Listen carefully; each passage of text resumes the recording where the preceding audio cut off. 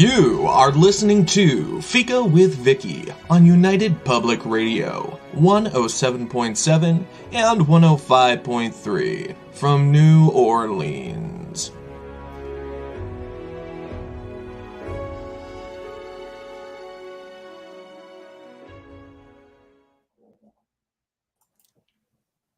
Hello, everyone, and welcome to Fika.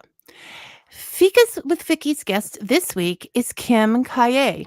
Kim is an author, playwright, and actor. Today, we're going to discuss her novel, Kitty Casino, but we're also going to peek into her other work for reference and fun. I felt all the emotions while reading Kitty Casino. I think it's possible for everyone to find themselves in one of the relationships or roles that she portrays: mother, child, wife, friend, even a combination of them. And while laughing, you may find that you feel more than you expected to. You may feel all the emotions. However, if you feel like returning to the 70s and 80s and doing the chicken dance, that's a completely different story. Thanks for writing us this opportunity to consider our relationships and choices in the safe world of fiction, Kim, and welcome to Fika. Thank you so much for having me. And that was a great description. Thank you. Oh, you're welcome. It is a deceiving novel, I think, for people. It takes some getting into the novel to really see what it's all about. And you know, I don't think that that sometimes you don't even feel it until you've already read that book and see how all the things come together for you. But it was definitely a fast-paced, keep turning the page book, as was Dirty Numbers. When I read that, it was just like, you know, let's keep reading. I read that in a day, so obviously it it kept me going. But And they're not little books. They are, no, but when I get going, Kim, it's just like, also I had the deadline, right? Show is coming. Must finish, but there wasn't any fight in me to do that. So it wasn't like I have to finish this book. It was just like, I gotta find out what happens. There's a difference in those two things. But before we go on, could you please give a description for all those people out there saying, of Kitty Casino, what are they talking about? All right. Kitty Casino is about this girl who, we'll say, like, she's narcissistic. She's just into herself and what makes her happy. And she accidentally has, children twice, twins and a single one, before she's 18, not cut out to be a mother, dumps them on her own mother, and she takes off with a rock and roll band, which she eventually manages. And then after 15 years, because of her high living, she's kicked out of the band and she's got no money, nowhere to go except back to Toronto. And she moves back in with her mother. Her kids don't need her. They're all grown up. But the mother has developed this odd addiction to casinos. So that's where a lot of the conflict comes in. And she does she didn't. Oh, this is so hard without giving spoilers. But I feel that she was a mother, just not to her children. She gave all of that to everyone else, but because she didn't feel that the children gave back to her. Yeah, she was a road manager. She didn't know. She thought all this baby and stuff like the growing up stages, she wanted nothing to do with that. But she was with a rock band of 4 like crazy guys who needed growing up, who needed mothering. She was always taking care of them, doing their laundry. So she was a mother to this rock and roll band for 15 years, but not to her own children. And then she comes home and she faces her choices. Yeah. And that's something that is difficult for some of us to do at sometimes. So I found this, as I pointed out, to be a very witty but provocative book, making you look at, your roles and your things. And could be a very touchy book for some people, depending on their relationships. But the family itself in the book was very forgiving. Mm-hmm. So I'm interested in reactions from the readers, how other people felt about this. Because I gotta be part of the gang. No, no, no. So Whose team are you on? I'm I'm probably on the mother, on Kitty's team, and I am on the kids team, but I feel they're being a little Rudolphy about this. Like, that's okay, Santa. I'll pull the sleigh. Yeah, well, now their life is starting. They're all going off to Yeah, universities and but they still are. They still, I think, are very kind to her in the end, Mhm. considering. And I put that on the grandmother's raising of them. Exactly. So And forgiving of their mother, you know. yes, they are very. So I am on team kids as well, but they have their whole lives ahead of them and they can. So I'm, mostly on team kitty, I think. Yeah, most people are, and that kind of pleases me because I didn't when I wrote it, I didn't want to write your typical, this star, the main lady is beautiful and the main lady has got all these wonderful qualities. I wanted to make Tammy, very not unlikable, but she had to grow on you. Which is interesting because I've had this discussion with other authors, and I will say I love the book. It's fantastic writing, but I don't care for the protagonist. And they'll get very they don't like that. But there's so much good writing, like Breaking Bad. We didn't like that protagonist. But that She made was the story. Yes. So you bad. don't have to like the protagonist to like the book. But Mm, fortunately, but it is good. Sometimes they have to start out, so there is a learning curve there. Otherwise, there's no learning curve yeah, if the protagonist starts out perfect, right? yeah, you're right. Yeah, so you don't have to. It is.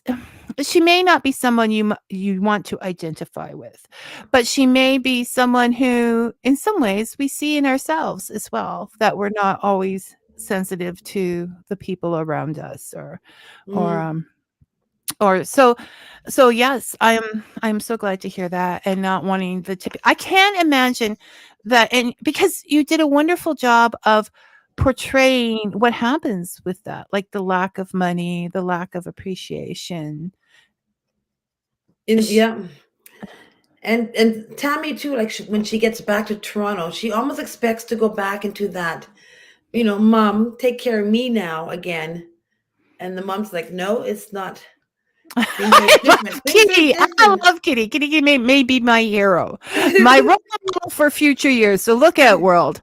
It won't be casinos. It will be flea markets and garage sales and thrift stores. But she had that going for her too. So that's um that's the way it is. Author Brian Greiner would like to know, Oh, Kim, do hmm. you identify with any of the characters in your novels, or are you simply playing with fictional what ifs? Okay, Brian. And isn't Brian the one that you spoke of so wonderful?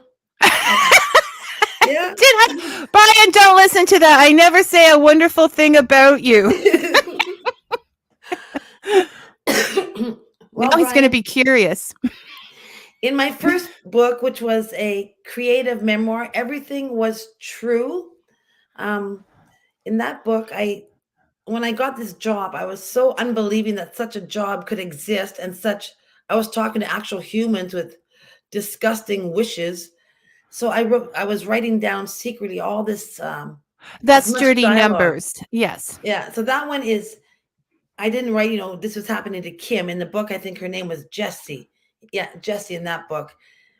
And she wanted to own a fabric store, which was not, I wanted to be a writer. So that was a little bit of tweaking I did. But as a memoir, of course, it's about me. Um, Lights, camera, dissatisfaction. A lot of it was stuff that was similar to, oh my goodness, a lot of it was true. There was one scene called a whole chapter about the beast experiment.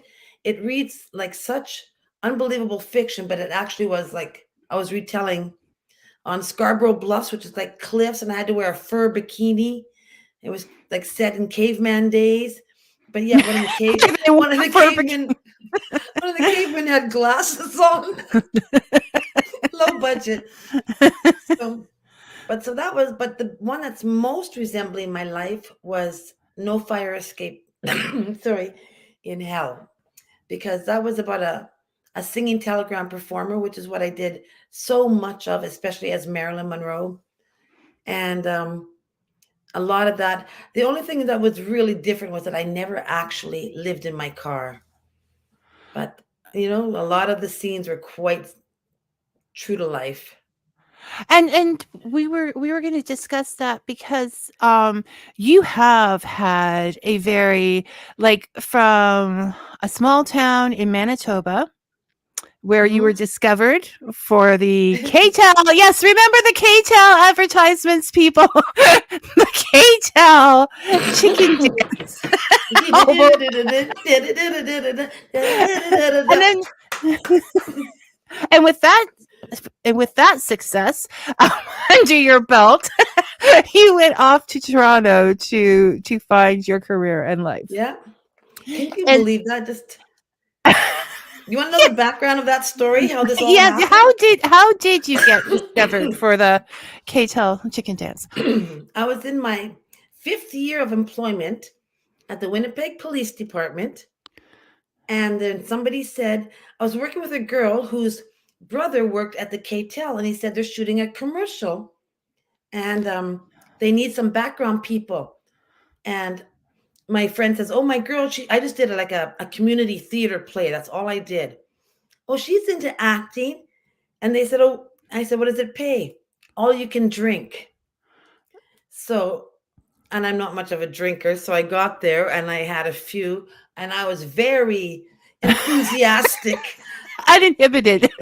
So I ended up like on all the commercials. I ended up on all the record album covers.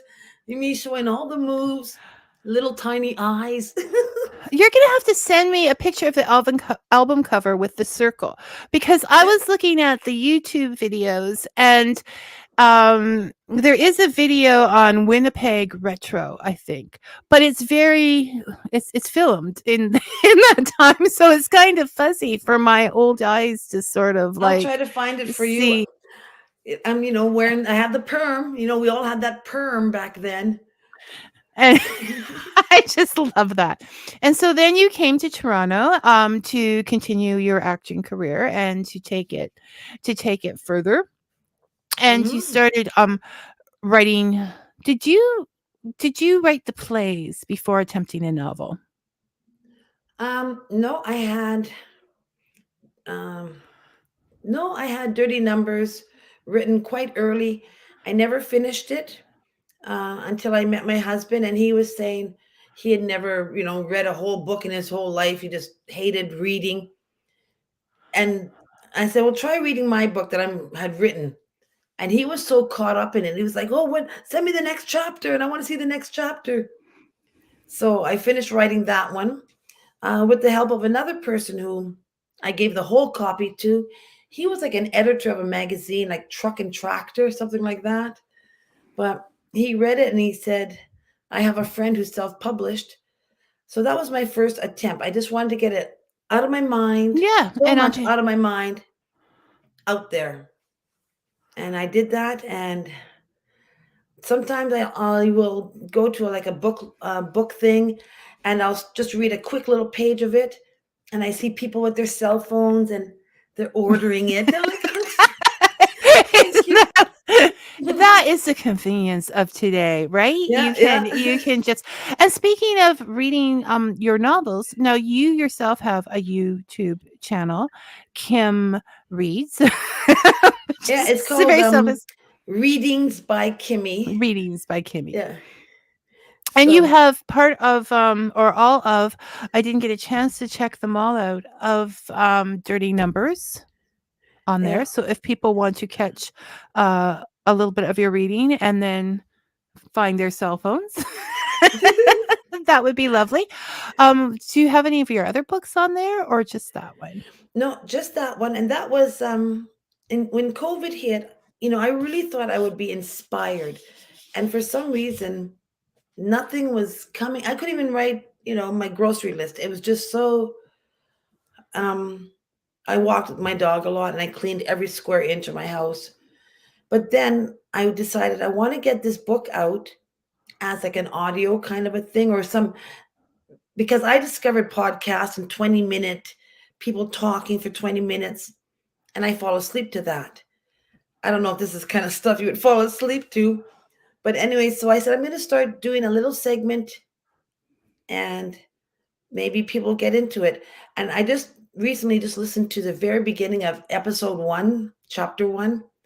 And I give you guys such a big warning, like now's your chance to like get out of this channel. Don't watch anymore because it is very nasty. Yes, we have to give a disclaimer. I think that this book does not blame the women working in this No, industry. It doesn't even blame a lot of the clients, but there are subject matters that are just anybody would blame. They're places we don't want to go in a lot of cases, except that they're part of this story and it's showing the world what actually does happen in this industry. yeah, So if you have experiences from your past that might trigger you, might have you going down a darker path and thought, not make your day so sunny, you may want to stay away from this. there you But go. if you're anybody else and you are curious and you want to know what does happen in this world of the phone sex business, then I suggest this book because it is done so matter of factly. It's not done provocatively in order to get you anyways, we'll not Yeah. finish that sentence because And Vicky, I gotta add, my mother's watching this. I was not one of the operators, Mom.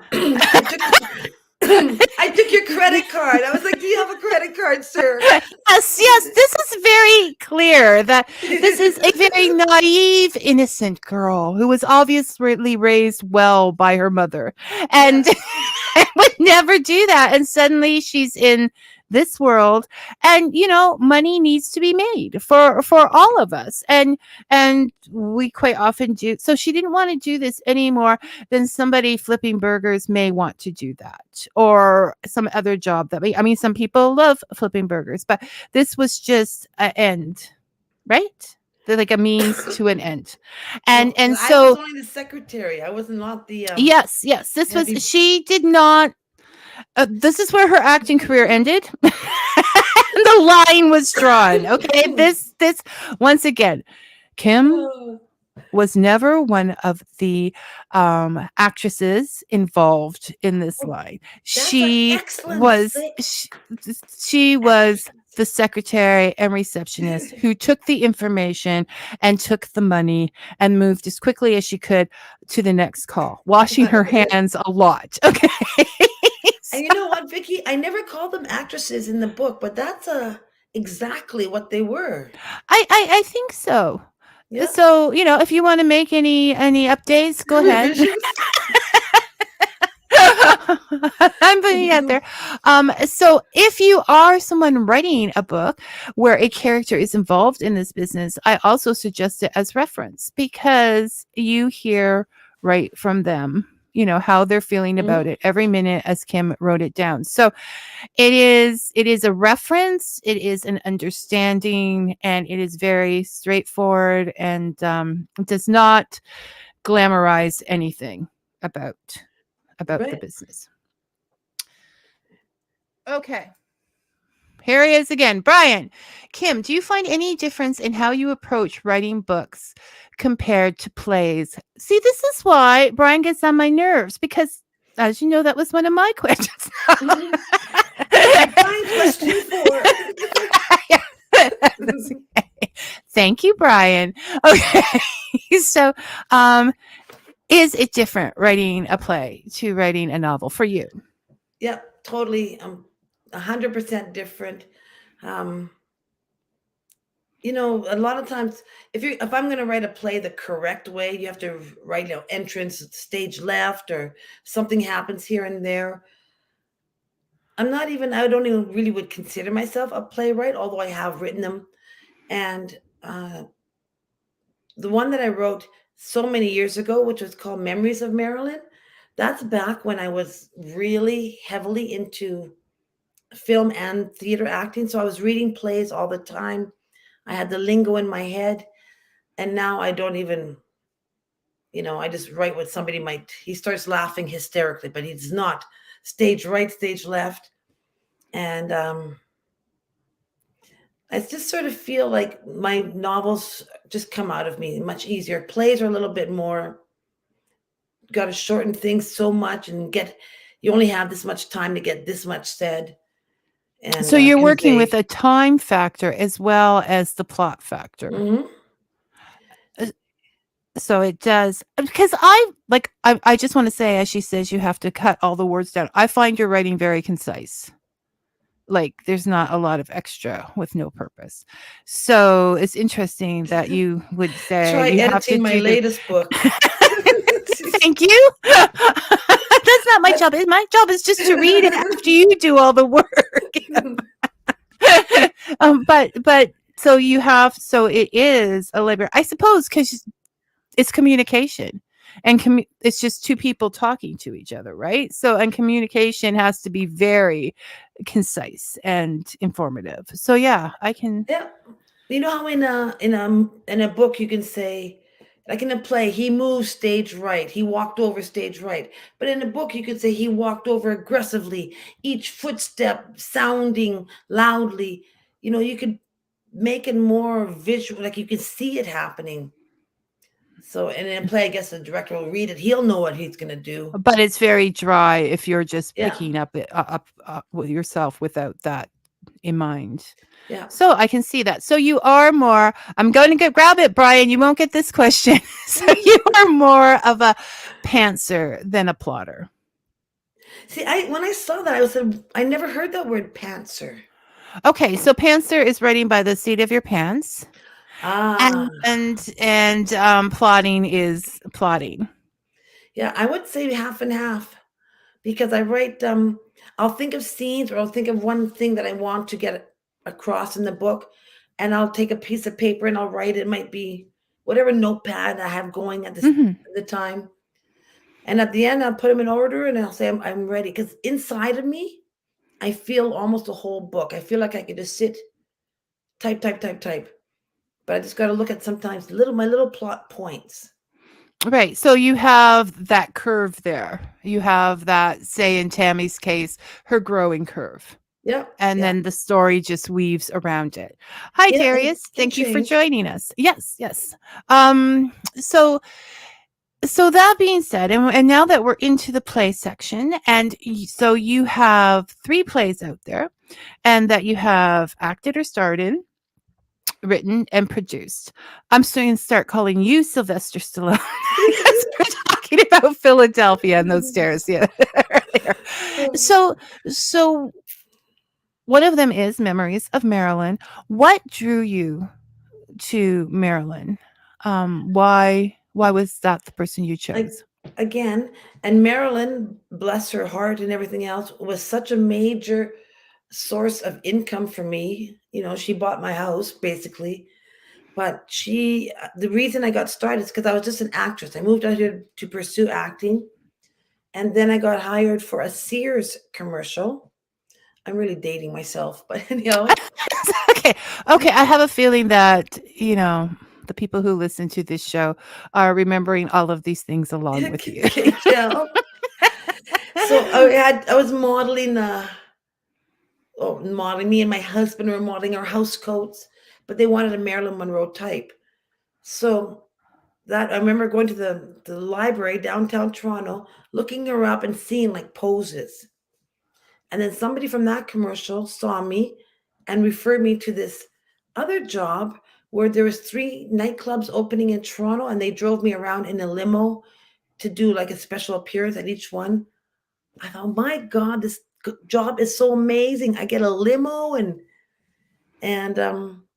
the jobs just kept coming in. So then I started studying her. But when I wrote the play, I really wanted to get a feel of a lot of different things that happened in her life, and because the play that I wrote was not all about Marilyn, it was a lot of the factual events. But Mm-hmm. there was another girl in current times who also had that same look and that same vulnerability and was in the same bad situations. Um, what do you call casting couch, all that stuff. So it was like Marilyn trying to give her like some kind of advice from beyond. So first, so it wasn't like you chose Marilyn. It was almost like she chose you. Yeah, yeah. And I And mean, I was doing her till maybe long past expiration date. well, yes. You give the illusion. Obviously, that energy is there that they pick up on because they're still asking for you to do Marilyn, aren't they? I still got a couple, but I think that they, last saw me like maybe 7 years ago and still want that same. Because I had a great act. I could do it in my sleep. I could put my makeup on in my sleep because I did it so many times. Like I used to say, I went to like 1,000 parties a year almost, but always as Marilyn or events. So like probably 10 a week, easy. And the other thing is, knowing the Sears catalog, it really surprises me that they asked for a Marilyn Monroe It type. was a Like it was not. commercial. It was It a was it commercial. was a commercial, right? Yeah, yeah. I was thinking of modeling for the catalog because it never seemed that exciting to go in those No. um directions. Oh, this is a compliment. Where can I put that? Oh, hi, Sarah. Hey, Sarah. Enjoying two lively ladies talking literature plus more. Way to go, Kim and Fika with Yay. Vicky. Yay! We like us. Oh, why doesn't she know this? Never knew my sweet friend has written plays in her secret bag. Is Yeah, is I this not know. something you share with like even your writing group? Oh my goodness. Okay, you want to know what I'm doing right now, Vicky? I'm gonna tell you. Okay. I used to also write movie scripts, right? And I even had my two of them optioned in the past, but I have a lot of movie scripts that never got made. Of course, being the writer, I like them. I think they're good stuff. So I'm taking one now and completely revising it and turning it into a novel. And I don't know if I'm cheating, but it took me a long time to write That's that. not cheating. But it seems like I have a ready made, like talking about plotting. Every note. Now this happens in the script. Change it to the book. So You're a thrifter. That is repurposing. That is repurposing, oh my goodness. Kim, Well, because it's not like, okay, cheating would be plagiarism. Okay, you're not doing that. You're just taking something that you created before and putting it mhm. into a different form. I mean, people do that with going back with books, updating them, everything. So no, it's not cheating. Good, because I got like You're so four more cute. scripts in there. No, so that's another. So you do want to dedicate the rest of your life to writing. This has become a passion, and that's where what you're looking forward to doing. Is that what Yeah, we're it has always been a passion. And I just came back from like this holiday and I just kept thinking, I can't wait. The only thing that I miss is the book that I'm writing right now. I have animals. They're in good care. I really didn't miss them for the last 2 weeks. Um, the my son, scandal? I know my son. I didn't miss my son. You've spent a lot of time with him. Well, I do. I'm thankful to said son because he got you on here and ready to go. So you didn't have to stress and we could really enjoy ourselves. So thank you, son. And that is it. But what are you working on now, Kim? What is the book that you missed? Well, the book that I missed is going to be titled so far The Pleasure Club. So that is about halfway, almost I would say halfway through. Um, but after that, I'm going to go back because I have a new computer. So, oh, Vicky, I don't even want to talk about this because I'm sort of well known for being so It's a tech. difficult think about how much we've had to learn. You know, our parents had to I learn know. how to use a microwave. Pretty That much. was difficult for technology-wise. Not that they didn't have to learn a lot of other stuff, or please, I apologize to all people of my parents' generation. You had it rough. But but we went from only being able to watch Bewitched when it was on the television set where we only had like 3 or 4 channels. I don't know what they had out where you Yep. were. Same thing. 3 or 4 channels. I know. To like And one had to be in streaming. French.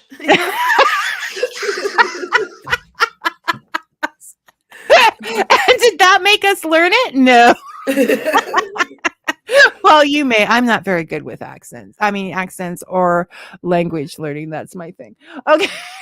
So you're working on That this one, book. yeah, and editing the next book, which I have written probably like 3 years ago. But sometimes when you write a book, I love to leave it alone for a while, go I think it's back, good. and now I got to really I got to edit hard, and it's it's gonna be one of those things where I may have to give it to somebody else and tell them like, just tell me what needs to be chopped and what is really not necessary. But I call it the Book of Boys. That's the one book that I think might need to be changed because you're not going to pick it up and say, "Oh, there's a lot of boy names in it." But it's about. I'll tell you what happened. Um, People sometimes tell me I write sexy books, and I don't really think because I'm not a fan of like sexy movies. I don't There like to. isn't, you don't have sex scenes No, I in what I've, don't. I no, mean, okay. it might say it happened. You know, they did it, and they might have. But there's no description of it. It's not my style. So this is right when what was that 50 Shades of Grey around Mhm, that time. mhm. Maybe it was after, a little bit after, was popular. And I thought, let me see if I can write a sexy book. Page one, I was off that idea.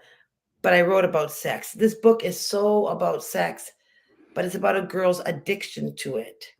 And again, no, you know, So no, real dirty I want stuff. to say that because I wrote that down and felt so clever at some point, and now now the words aren't.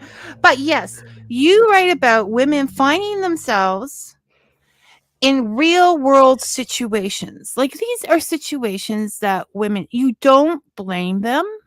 You tell the story of Mhm. how they got there, how it has affected them, and and what comes of it.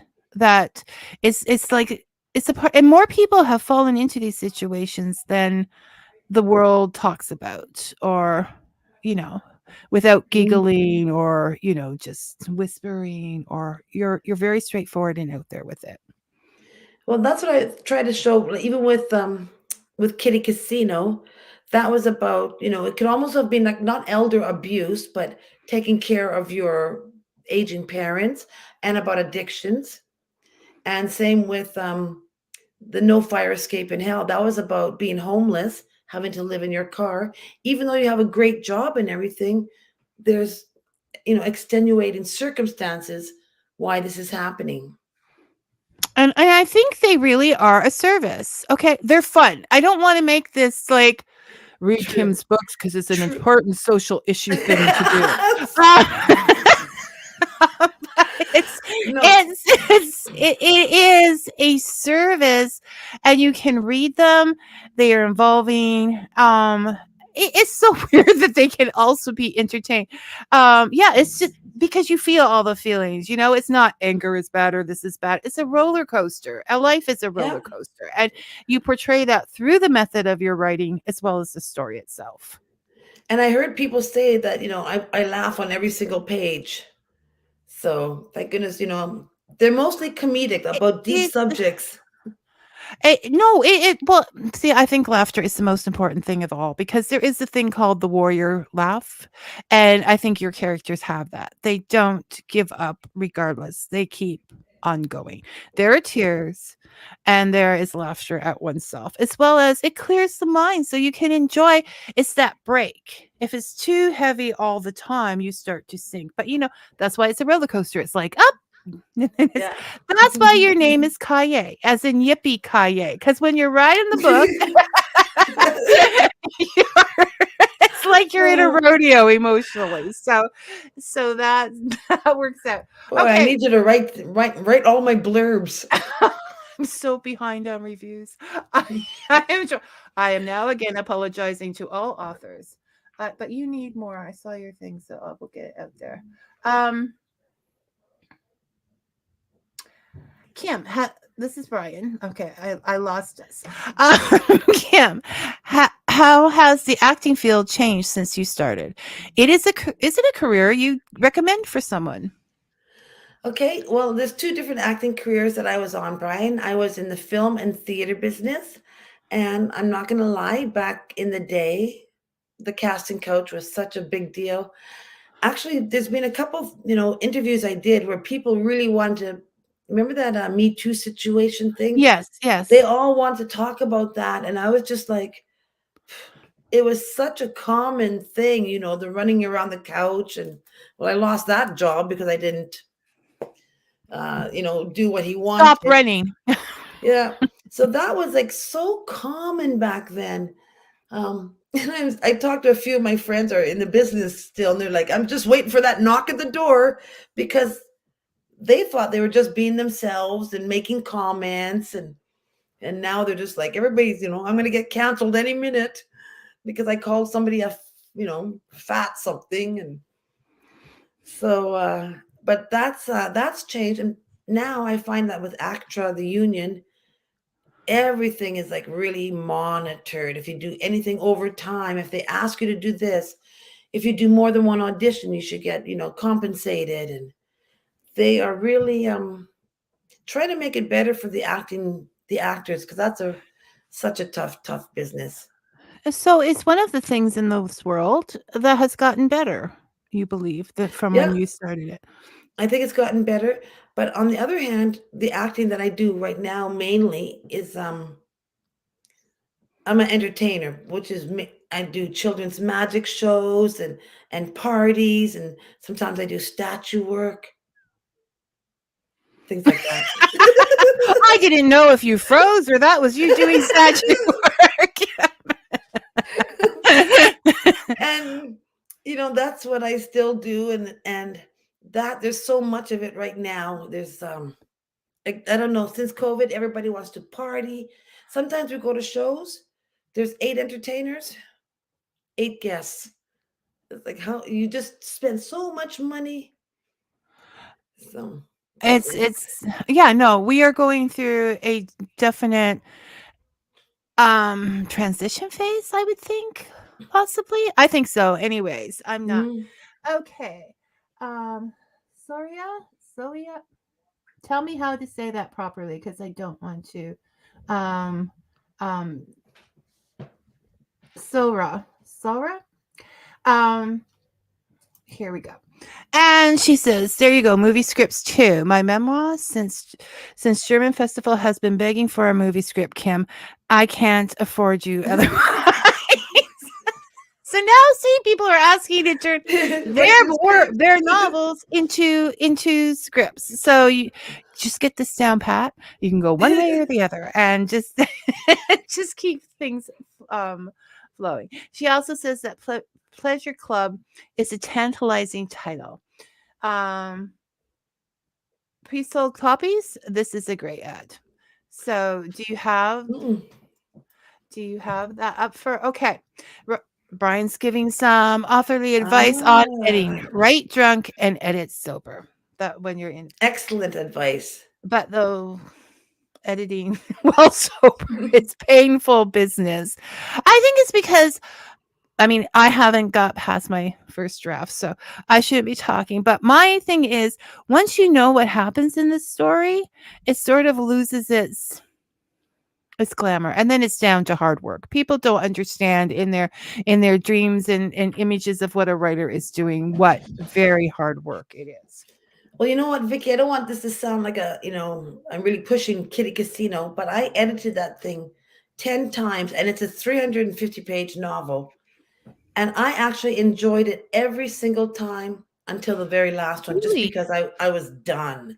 But every time I almost seemed, and I was the writer of it, I almost seemed to find something new or something else that made me laugh. With the characters and their well, this is Yeah. it. People don't understand the amount of number of times that people edit, right? Mhm.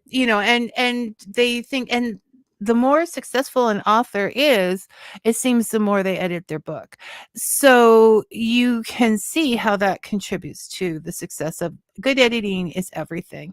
And to know your characters and to know why there has to be a reason why everything you have to fill in all those plot holes.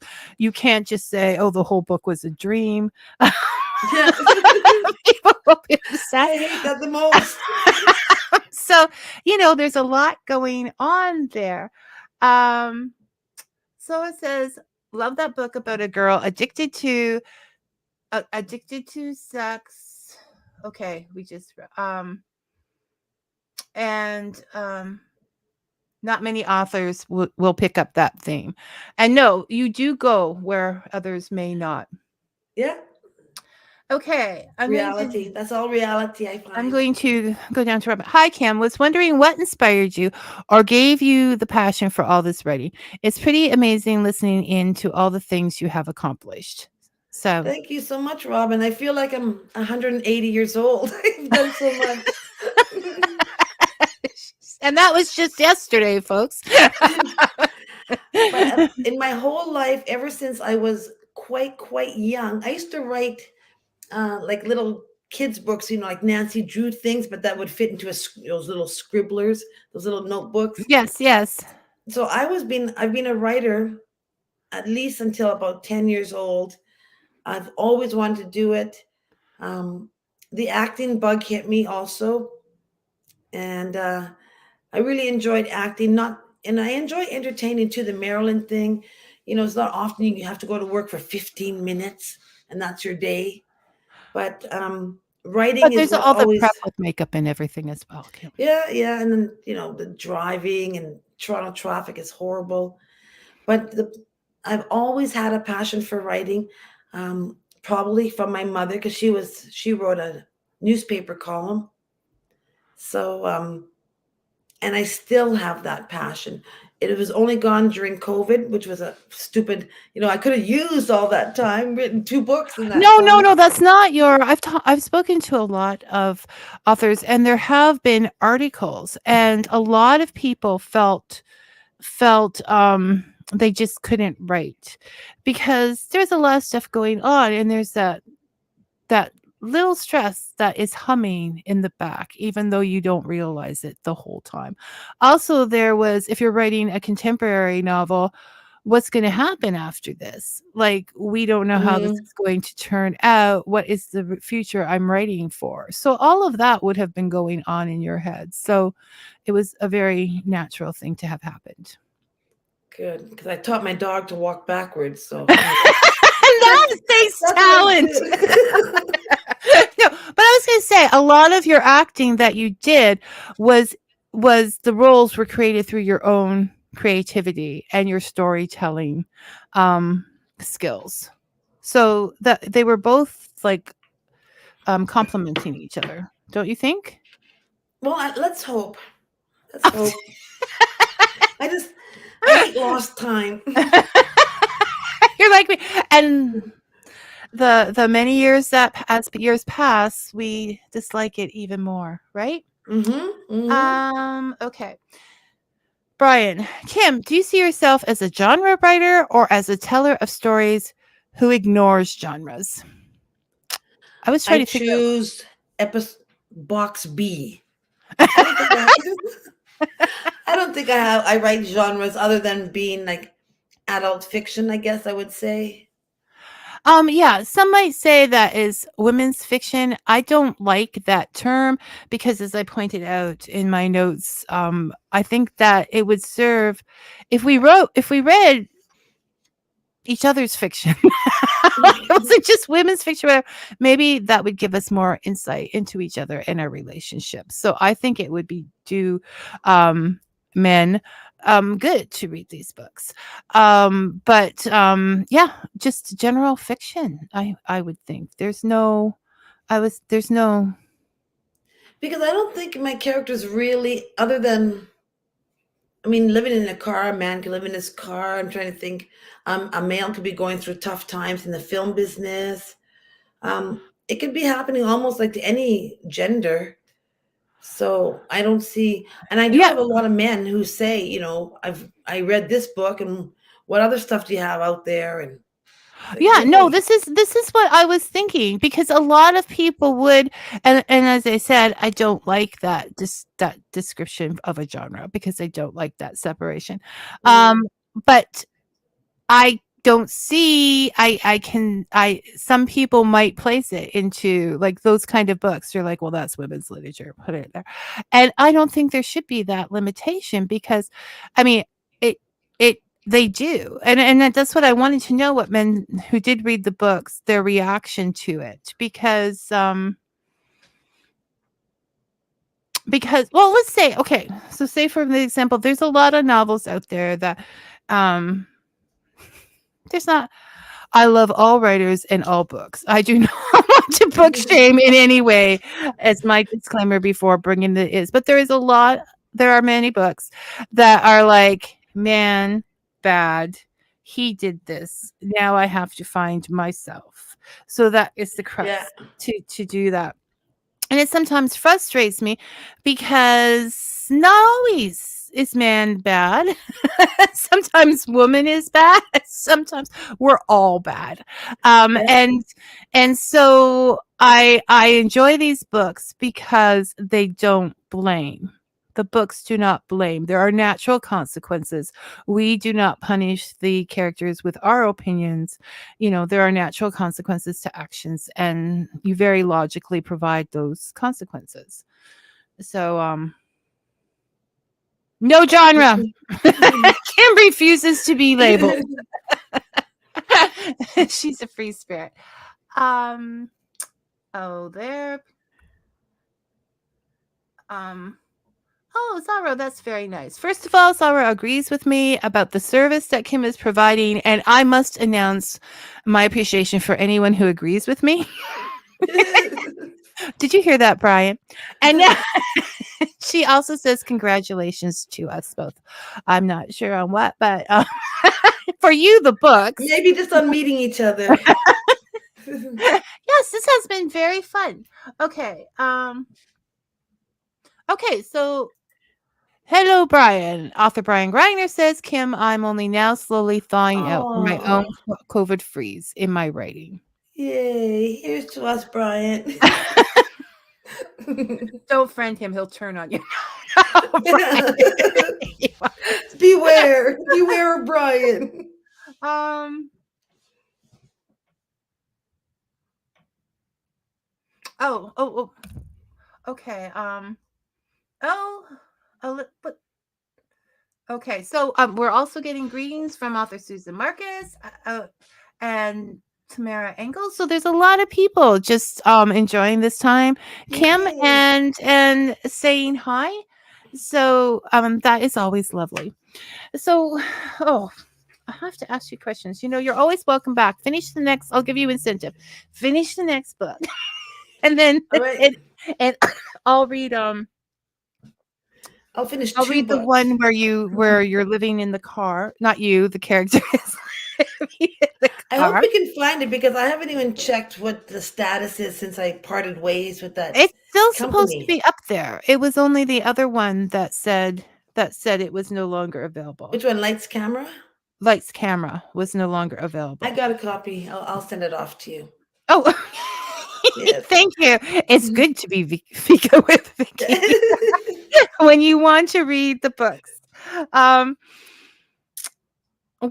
when we're talking about this, and you're in this world of casinos and rock bands and things like that, and when we come from a similar era, What do you have a favorite rock band? Can you pinpoint it? I'm thinking that's a Yeah. hard question. No, and when I was writing the book, especially during the rock and roll scenes, just to like flavor my life, Who did you picture? always AC/DC. It's Oh, just me. really? Yeah, that's my go-to band. You Yeah, know what? I can see that. I can see that with yeah, yeah. I can see AC/DC yeah. If I had a in that second part. choice, maybe Tragically Hip. I like them a lot. And then Rolling Stones, rounded off with them. What about So you? What's your rock oh, band, I Vicky? don't know. I'm so bad at making choices because 'cause I'm a mood person, right? So it depends on the mood. At this moment today, I just watched the, documentary on Wham! And that may not be a rock band, but George Michael, the fact that he was producing that music, writing it, and singing it at the age of 21 just blows me Yeah, away.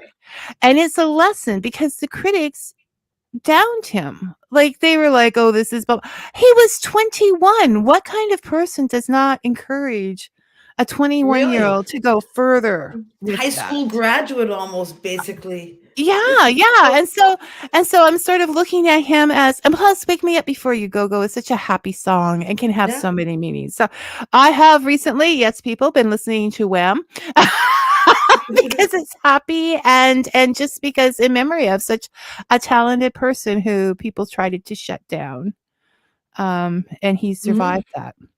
And so, when people try to shut you down, that's what they're doing. They're not doing it because for anything for your own good. They're doing it because they don't want you to keep going and growing, right? Yeah, yeah. It's it's Haters something that you hate. learn. Hang on, Vicky. Oh, I'm the worst earbud wearer in the world. that's okay. That's why I have these because I'm like they're gonna fall up. So Steve said I would have thought the hip.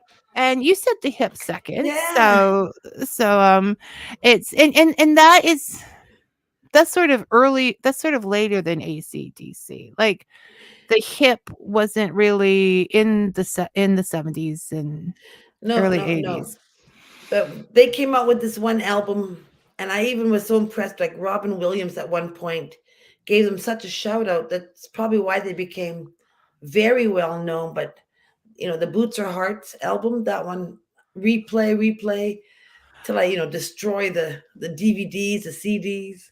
because there is so much storytelling within their work. Like storytelling and real emotions and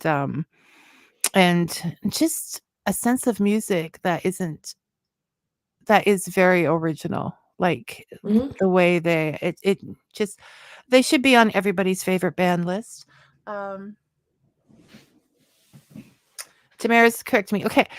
Late 80s, early 90s. That's what I was thinking. Oh, and Steve says this has been a very engaging interview. Great by Yay! both of us. Okay, when are we going on the road, Kim? No, you have to write and send me that other book. We Oh. have things to do. we can we have responsibilities. We can't just go traipsing off. Or But you can are we? inspiring me. Thank you so much, Vicky. Oh no, thank you. This has been fun and I'm glad I'm glad that you are so lively because writing is a very solitary experience and so it tends to attract introverts or whatever. But with your other personality and things that it's been very lively and fun and the commenters have been out there in droves, Yeah, thank and you. we're just having a party over here. But So I'll tell you, in real life, I am quite. I people say I'm not, but I feel like I am an introvert. I'm not one to go out there and meet people because I do like to stay home and do my writing and do my own thing. Um, but you like but to entertain. Entertainment is like a form of storytelling. So I guess, when you're in that character, you're like, "No, I can see that," because as crazy as I am being, excuse me, as crazy as I'm being this afternoon, I'm a quieter person, so I would yeah. not act this way on the streets. You're safe, people. Um, and it's just we can't see them. Here we are, just having coffee over a table that happens to be 2 to 3 hours away, depending on traffic, from each other. Yeah, yeah. And so no, I can see that you're not, but you are doing a fine job of being out there for us today, Kim, and it's Thank nice to see you. you without without all the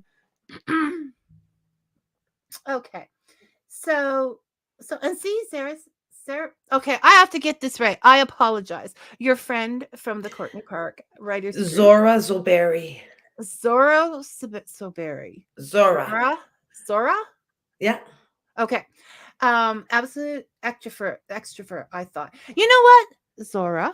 We need to have coffee because we've had similar opinions about Kim this whole time. So we need to talk about her. And and Robin says, another really interesting broadcast. Thank you, Vicky and Kim. Thank you, Robin, for turning out. And I am Thanks, working on Robin. those. Okay, tell me what you think about this. At the end, I say, may your coffee be hot and your story sweet. And so people have suggested they would like a mug that says that to go along with Fika. But when you look at having these mugs made, they can be upwards to $30. Now, don't you think $30 is a lot for a mug? I'll send you a link. I got a friend who does that thing.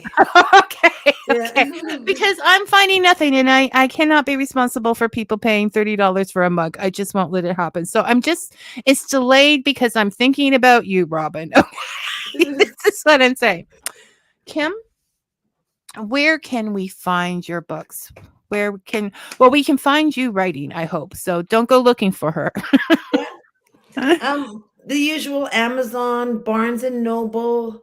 That's about what I think is out there. It's just the regular places people Yeah, yeah. go looking and they're on, and I believe the ones that are available are all on ebook and as well as in paperback, right? Oh, yeah, that's right. They are. And reasonable.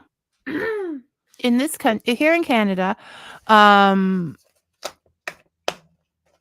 Dirty Numbers was only $3.99. Yeah, that's an ebook. Yeah, That's as only an an ebook. ebook. Yeah. Yeah. So, but the point is, they can go now, have their afternoon coffee, and order a copy and start reading it while they're while they're So you like your ebooks, don't you? they're easier to read. You can make from an older. I didn't think I would ever make this transition.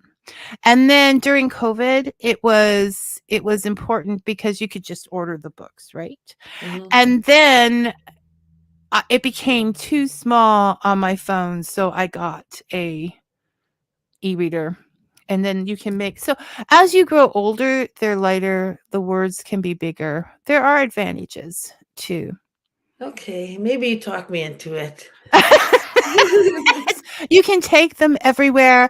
I do. And for the average person out there, it is cheaper to read Yeah, ebooks. yeah. So they're just trying to budget their way. So read what you like. I never want to force anybody into any decision making. This is a big decision. So I'm so glad you came. I'm so glad we had this time. Same. I'm looking forward to reading your other work and to see Boys. Book of Boys so far. Book of Boys. That's a very intriguing title. Coming out and being launched. We need to very definitely do this someday again. So Love to. Whenever you're ready, just knock on the door. It'll always be open for you, Kim.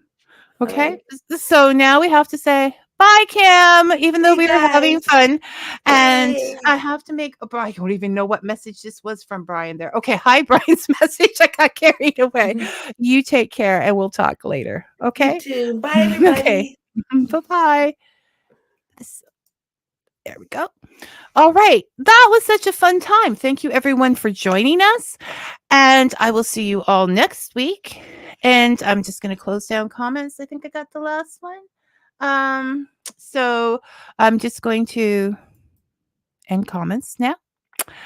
And I will see you all next week. And until then, may your coffee be hot and your story sweet. Thanks for listening, everyone.